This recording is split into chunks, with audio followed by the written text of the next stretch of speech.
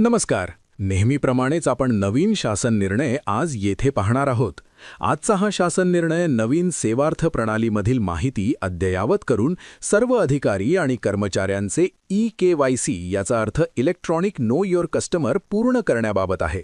चला तर याविषयी सविस्तर माहिती पाहूया. हे शासन निर्णय महाराष्ट्र शासन वित्त विभागद्वारे 27 मार्च 2026 रोजी प्रसिद्ध करण्यात आले आहे.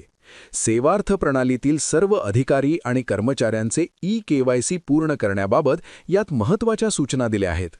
याचा मुख्य उद्देश प्रणालीमध्ये कर्मचाऱ्यांची दुबार माहिती नोंदवली जाऊ नये आणि कोणासही दुबार वेतन अदा होऊ नये हा आहे. महत्त्वाच्या सूचना आणि डेडलाईन. अंतिम मुदत.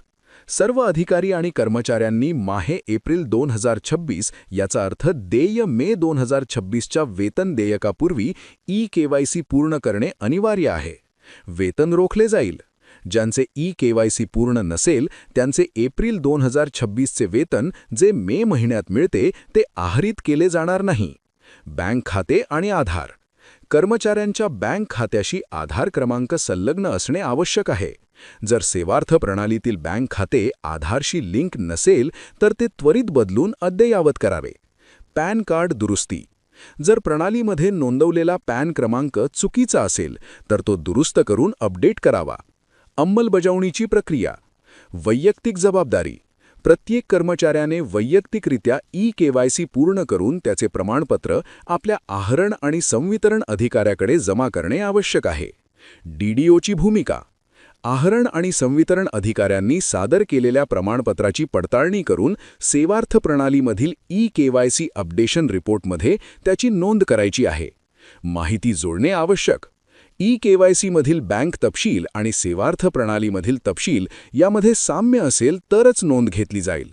अन्यथा आधी प्रणालीमधील माहिती अपडेट करावी लागेल. हे परिपत्रक कोणाला लागू आहे? हे परिपत्रक केवळ शासकीय विभागांनाच नव्हे तर खालील संस्थांनाही लागू आहे. सर्व जिल्हा परिषदा, मान्यताप्राप्त आणि अनुदानित खाजगी प्राथमिक आणि माध्यमिक शाळा, कृषी आणि बिगर कृषी विद्यापीठे आणि संलग्न महाविद्यालये, आदिवासी विकास विभागाअंतर्गत अनुदानित आश्रमशाळा, वैद्यकीय उच्च आणि तंत्रशिक्षण विभागाच्या अधीनस्थ संस्था. आशा करतो आपण हा शासन निर्णय काळजीपूर्वक समजून घेतला असेल आणि नवीन सेवार्थ प्रणालीमधील माहिती अद्ययावत करून सर्व अधिकारी आणि कर्मचाऱ्यांचे EKYC पूर्ण करण्याबाबत दक्ष झाले असाल. आपणास धन्यवाद करून मी येथे थांबतो.